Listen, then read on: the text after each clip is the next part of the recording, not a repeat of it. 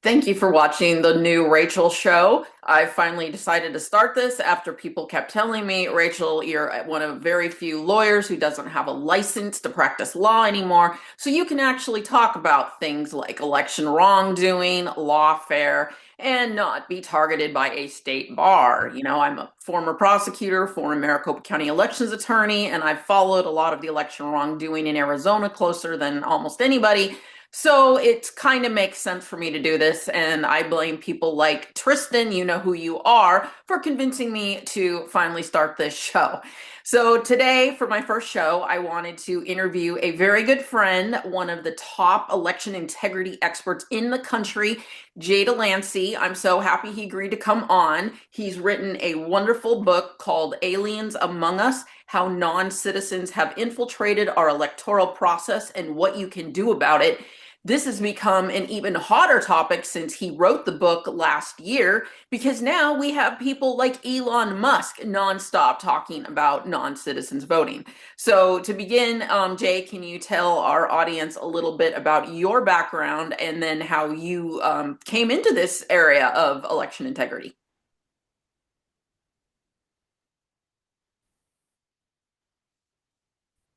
Sure, Rachel. Thanks for having me. 2000 race, watching as these people went behind doors and locked them and wouldn't let observers in as they're watching as they're counting the election. And it dawned on me that nobody is really paying attention to who is counting. And I decided then, unfortunately, I was still in uniform, but I started laying out plans to start an organization upon my retirement. I'm a retired lieutenant colonel from the Air Force. But don't hold it against me. I started in the Army and I made the switch when I could. So I went from Army private to Air Force lieutenant colonel. Anyway, when I finally retired in 2011, I started an organization called Voter Integrity Project. We were the original ones. There have been others that were counterfeit us, but we are the original. And we our first project was, as we discussed in the book, kind of kick off the book, was finding non-citizens in the on the jury list, people who got out of jury duty by proving to the courts that they were not U.S. citizens. And for a while, under our state's law, you were allowed to have those records. After we got the records and did what we did with them, which was we found the ones that were actually on the voter roll, on the ones that were voting, and we filed voter challenges. World War III broke out, and we really at that point we learned what the deep state was about in North Carolina. That it's not just something in Washington; it's right there. And I'm sure you know, in Maricopa County, you've got this cabal that runs everything, and we kicked the right hornet's nest when we did this, and it was uh, it was an epic battle, and it came our way, and we started finding other people, other pockets of people that are non-citizens, and that just amazed me, and so that's why it's in the book. So, like, how many did you find, and how many do you estimate are out there of these non-citizens voting in North Carolina?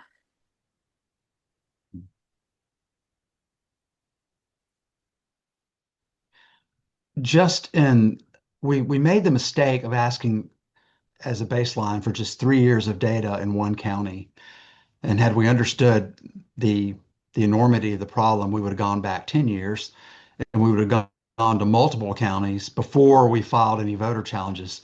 So we would have had a lot more information to work with. But in our one little snapshot of a 3 year period, there were 6,000 people, a little over 6,000 who got out of jury duty. And of that, there were the easy matches were about 550 of them. We went with just the easy matches because it was very difficult when people had like a hyphenated last name. We threw out a lot of positives that were we know they're positives, but we wanted to err in the direction of not getting any of them wrong. So at the end of the day, we've challenged about 530, and they threw out some of them that were duplicate. And then we would argue they're duplicate because they're registered twice, but that's the kind of fight you have with these people. And we at the end there were a lot of tricks played on us to the point where about 500 of them, we wound up with just getting a criminal referral legally, or for them lying about their on their jury disqualification, committing perjury. But there were 18 of them that were carried over, and of those, 14 were ultimately removed from the voter roll by their own actions for I'll put it this way: there were four that had naturalized, and they allowed them to stay on and said, okay, that one's okay, no harm, no foul. But the other 14 were removed, and 11 of them were referred to ICE for criminal referral. So we know the process works. What we blew was our timing on releasing it, because you learn a big lesson when you get information like that. You have to be careful when you release it, because once you release it and they see what you're doing with it, they suddenly swing into defensive action. And that's what happened. And they wouldn't get us any more of that information and dared us to sue them. But when you're talking about suing the agency run by the Chief Justice of the state Supreme Court, it's not a good idea. So we went to a veto-proof Republican majority in our legislature, in both houses, the Senate and the House, veto-proof Republican majority, just to change the law. And it took us 10 years to get it done. We finally did it, but what a pain. Wow. So here's what I find really I'm curious to know this. Did you find that there was an organized effort to register these non-citizens to vote?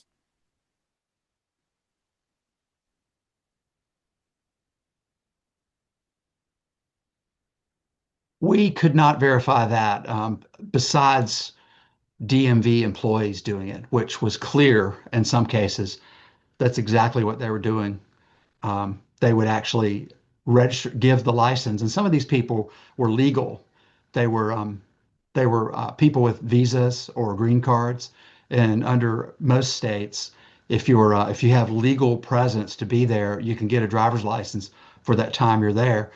Say, I mean, I lived in England for 3 years, and I got a British driver's license because I wanted to drive in England, and so this same thing happens with people who are here on on whatever kind of visa, and they get a driver's license. But they're getting the license and they're proving to the DMV that they're not citizens. And the DMV employee turns around and asks them, would you like to register to vote? It sounds illegal, but that's the only systematic one we are sure of. But beyond that, these are just illegal immigrants who, a lot of them, I believe, are illegal, who subverted the DMV with fake documentation, but wound up on the voter roll as a result of subverting the DMV with fake documentation. So this was a big embarrassment to our establishment, that someone just found that information and made news out of it. Has this practice at the DMV been stopped? That would be a no.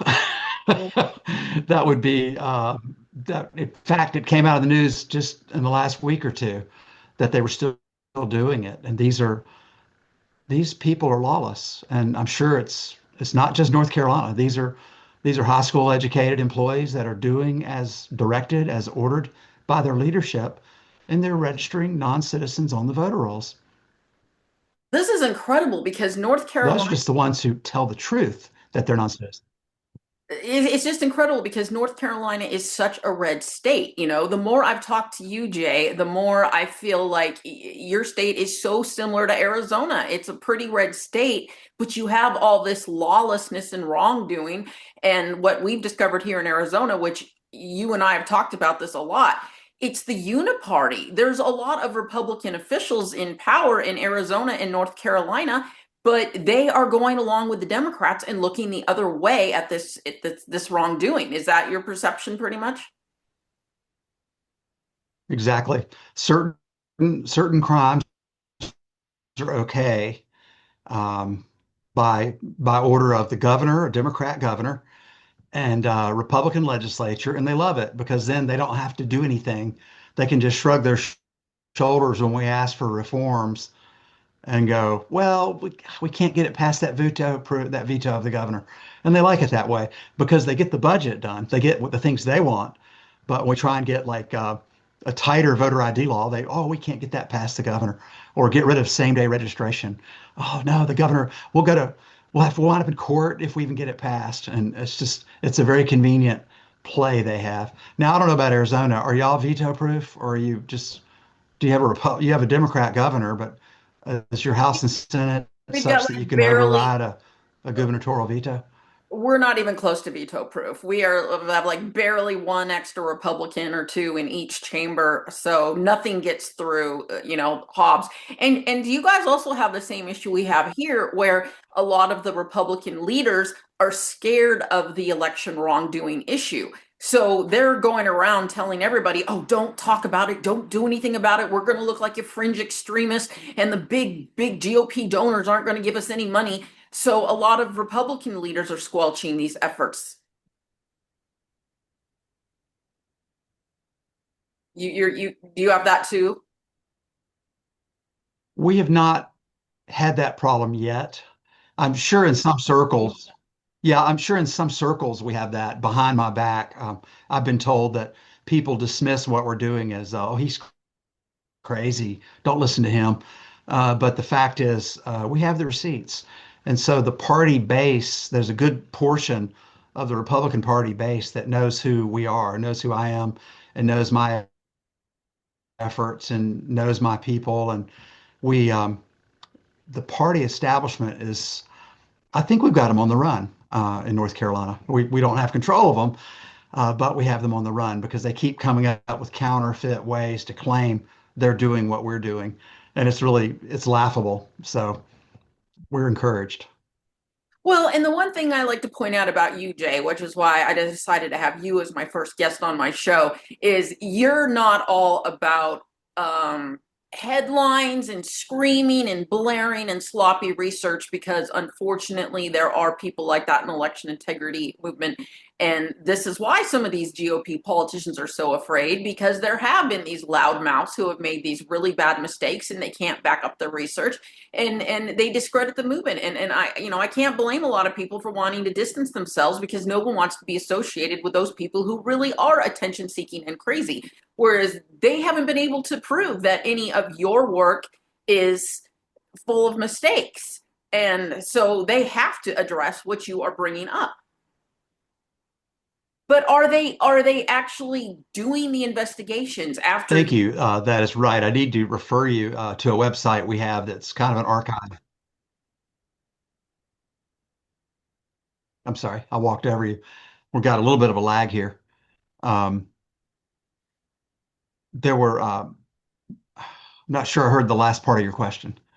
Well, I was just kind of getting into, are these officials, once they see your findings, are they actually doing anything about it and conducting investigations? I mean, it sounds like with the DMV, they're not doing anything.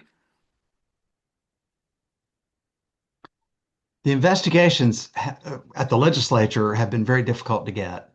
I don't understand why. So we've gone to other avenues to work it through law enforcement in various angles. And we have gotten arrests that way for interstate double voting, for instance, which I'm sure is a big problem in Arizona between California and Arizona and maybe Nevada even.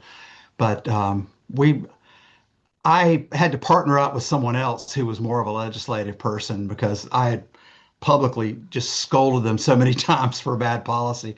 They quit listening to yours truly. And we partnered with a group called North Carolina Election Integrity Team, and they do the legislative side, and we just quietly do our research and then arm people with that research to get lawmakers to behave and pass good laws. The most recent success we did have in that area was in poll observers, because we had 10 years of evidence that poll observers were being abused by the poll workers. But unfortunately, it wasn't the kind of evidence they wanted to work with. And finally, we had to create our own incident reporting system because the Republican Party was playing, they were the cat guarding the milk, and they wouldn't let us see the incident reports. So we created our own incident reporting system and trained our own observers. And in one election, we got enough information. After 10 years of fighting with the legislature, we got enough information to make them codify the rights of poll observers to have access to various aspects of the voting process. So that was a big win in 2022. In fact, we got them to pass that law after the 2022 election. So that was a we were not controlled by any party. We certainly get more cooperation from a Republican legislature than we do any Democrats, even though there are some Democrats who agree with us on certain issues and we actually work with them. So kind of strange. Anyway, I rambled all over that answer. Sorry.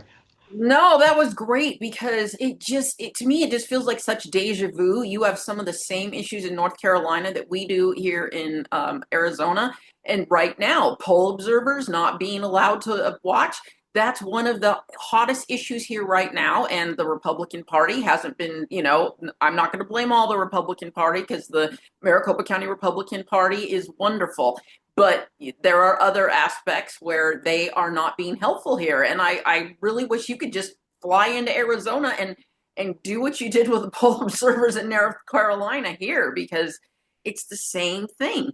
I just feel like it's you've got this uniparty thing going on where these rhino Republicans, they go with the Democrats and they just allow this election wrongdoing to continue.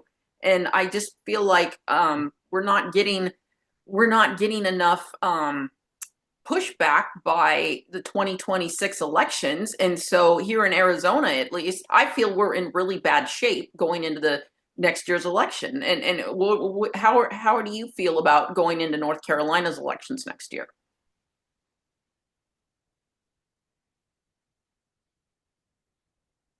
I think all 50 states have a severe problem with oversubscribed voter rolls.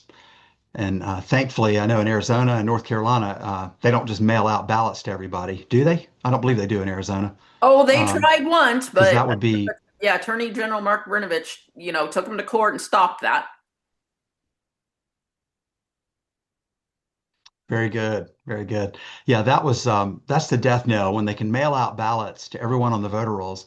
When they've designed the voter rolls to make it impossible to remove someone in less than 8 years by federal law. This is the National Voter Registration Act. So that has created a situation across the country where there are just, well, for us, it's around a million out of 750,000, 7.5 million voters.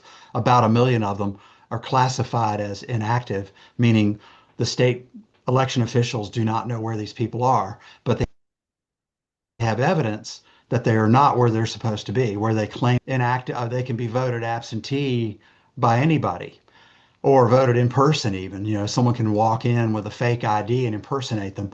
So there's many ways for those to happen. And I believe that is the, I mean, because of other work we've done that I haven't written about in this book, but I'm convinced that that's the method that they had designed with the NVRA, and they're actually using it now to swing any election because they have hundreds of thousands of embedded voters in every state, and all they have to do is vote them. And you saw in New Jersey last week, where suddenly, or last month rather, where suddenly there were good number, like 80,000, just a huge number.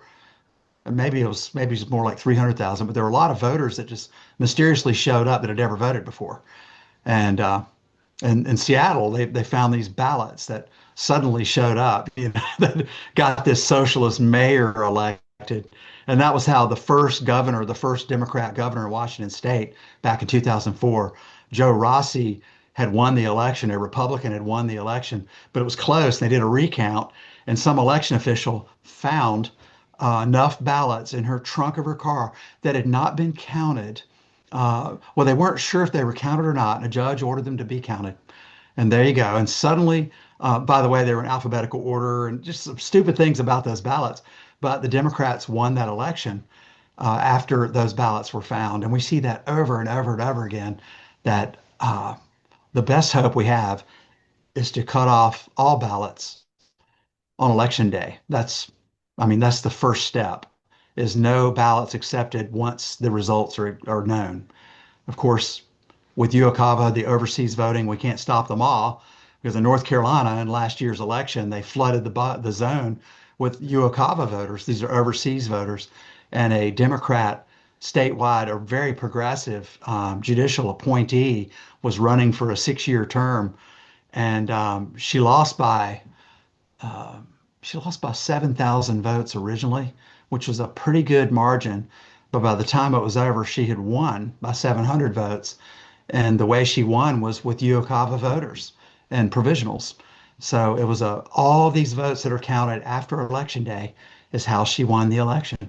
So there's a problem when you allow people to handle ballots and decide whether or not they're counted after election day. And these are systemic problems that can be fixed, but it's going to take some digging into the weeds. Of course, Congress could cut through all this if they would implement the executive order that Trump enacted. If they would, just take the veto, take the filibuster rule out, and pass good election law now, so we'd have time to get ready for the election, where everyone has to re-register and prove their citizenship, and 1 day of voting, no absentee without a notarized excuse that's punishable under perjury if they lie about their excuse, and just really put some teeth into it that we'd never get without a change in federal law. Even then, it'd get challenged in court. But I don't know if if the House and Senate pass a bill and the president signs it. I don't know if the Supreme Court would get away with vetoing it. I'm not sure how that would play, but you're the lawyer. You tell us. If the Supreme Court wants to come up with an excuse and state that they have authority to, strike down a congressional law, they will come up with an excuse. I've said from day one after I became a lawyer that judges create law based on how they want the outcome. And I want to add an extra note about the UOCAVA. Everybody's like, oh, you're going to disenfranchise all our overseas military. Well, what people don't understand is it's not just military. It's U.S. citizens living overseas. And when they register to vote in elections through the UOCAVA program, why are they all picking battleground states to register and to vote in? There is no provision in the law that requires them to pick their, former home state or anything. So these progressives go overseas and then they all pick Arizona and other battleground states. We had a huge amount of UOCAVA votes come in the last election. That's where the wrongdoing is taking place. And people like Abe Hamadeh have submitted a legislation that would fix this. But like you said, they don't have the votes, as long as the filibuster rule isn't changed. And so none of this is going to change. And so in 2026, we can fully expect here in Arizona to have tons of these bogus UOCAVA overseas citizens voting. And you're right. I feel like we're in bad condition. And your expertise, you're not looking into the voting machines, but you are looking into this mail-in ballot area of wrongdoing where, obviously these people are abusing it who are non-citizens, because you can just, register to vote and nobody checks, and then you just drop your ballot in the mail. So, what are other areas of mail-in ballot wrongdoing that you have seen? Well, the biggest wrongdoing, we did find non-citizen notaries in North Carolina. These are illegal alien notaries that our Secretary of State is gleefully giving them notary public license. One of them even had a final deportation order, and yet they offered to renew the that person's notary public.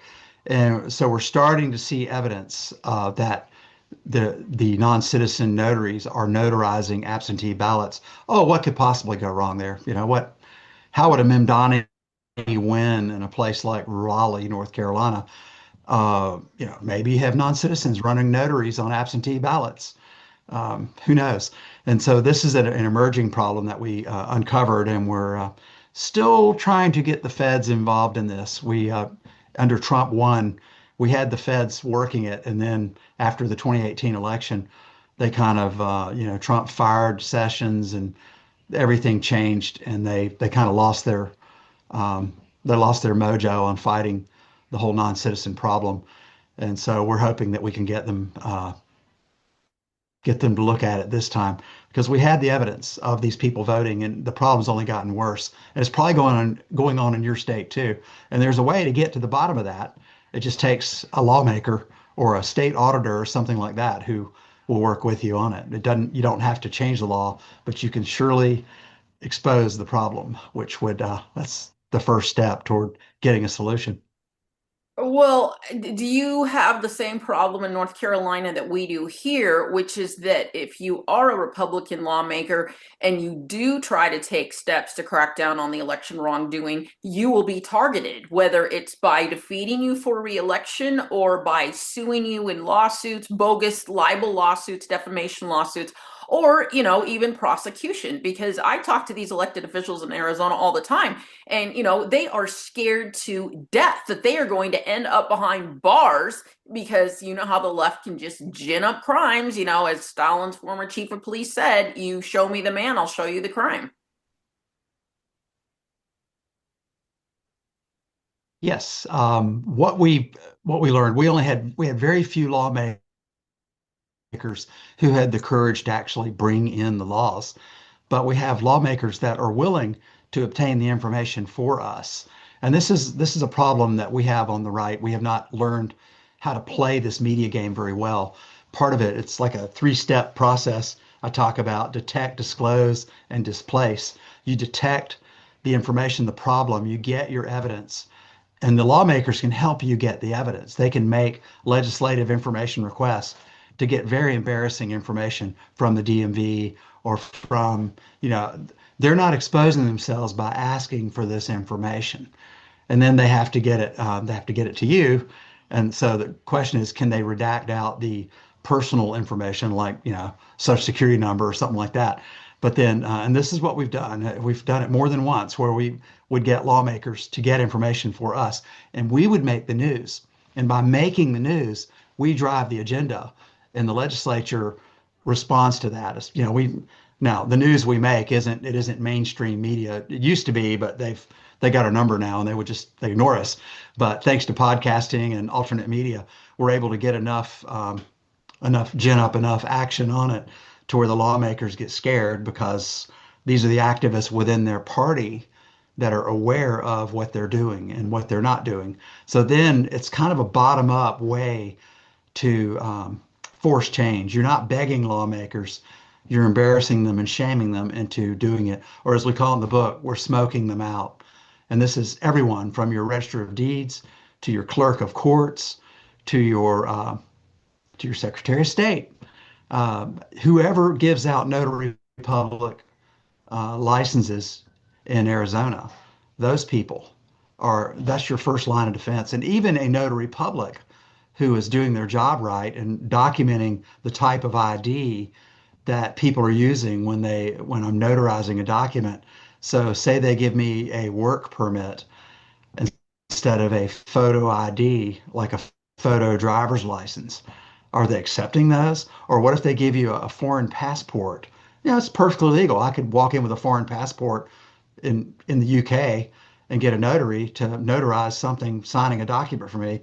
But we've documented that means I'm a non-citizen. So even notary publics are sitting on this information. And the question is, what are they doing with it? Fun fact, when I was an Arizona Assistant Attorney General, I used to prosecute notaries. So I have to ask you, here in Arizona, we get more attention than you guys do when it comes to election wrongdoing, and everybody believes that our top officials here controlling the state, especially four of them, the governor, the senator, the secretary of the state, and the attorney general, were fraudulently elected. But we're not as familiar with North Carolina's elected officials. Was it the Democratic governor? Is that one of the ones that was suspected of possibly being elected through wrongdoing, or who else?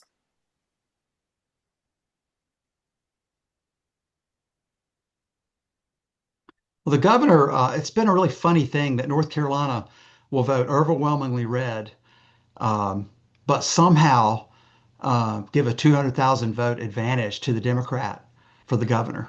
Um, It's just strange for the and for the attorney general. It's like unless let's set aside fraud. It means that we're all bipolar, and we don't mind letting Republicans play in the sandbox. But when it comes down to the really important offices, we only want Democrats to do it. Yet we've elected a 5-2 state Supreme Court. Those are all statewide races.